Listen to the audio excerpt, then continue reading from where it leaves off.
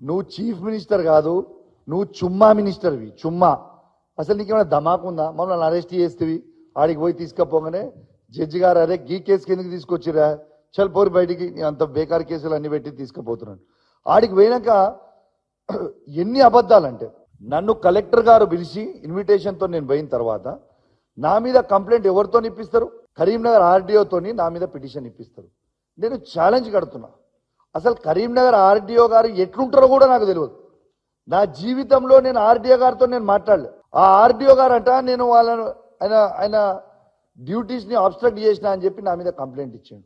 నేను ఛాలెంజ్ కడతా ఉన్నా, అదే ఆర్డీఓ గారిని ఒక్క వీడియో మొత్తం లైవ్ క్లిప్పింగ్ అయింది కదా, ఆ ఆర్డీఓ గారిని నేను డిస్టర్బ్ చేయించినట్టు ఒక్క వీడియో, ఆయనని అడ్డుకున్నట్టు ఒక్క వీడియో క్లిప్ నాకు చూపిస్తే, మొత్తం లైవ్ స్క్రీనింగ్ అయింది.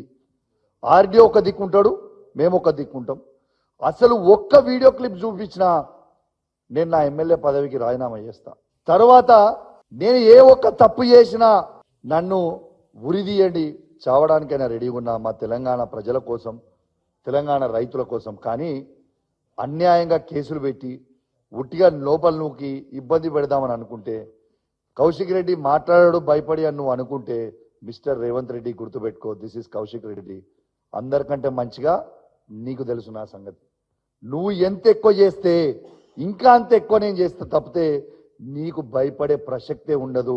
ఇది కేసీఆర్ గారు ట్రైనింగ్ ఇచ్చిన బిడ్డరా కౌశిక్ రెడ్డి అంటే రేవంత్ రెడ్డి, గుర్తుపెట్టుకో. భయపడే రక్తం కాదు మాది, ప్రశ్నిస్తాం.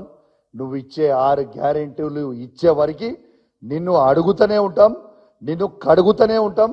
నీవు ఏం చేసినా, నువ్వు ఎన్ని చేసినా నిన్ను ఇష్పెట్టాం. ఒక్కరోజేమో కేటీఆర్ గారి మీద కేసు అంటాడు, ఒకరోజు హరీష్ రావు గారి మీద కేసు అంటాడు, ఒకరోజు కౌశిక్ రెడ్డి గారికి కేసు అంటాడు, ఒకరోజు సంజయ్ గారి